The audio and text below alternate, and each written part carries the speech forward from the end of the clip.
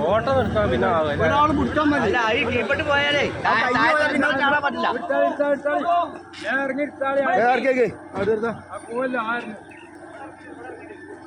സംഭവം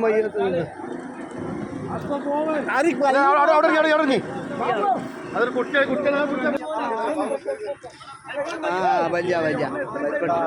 സലാമോ ഇറങ്ങണോ എടാ പുടിച്ചേക്കടാ അതൊക്കെ കമ്പിണ്ട്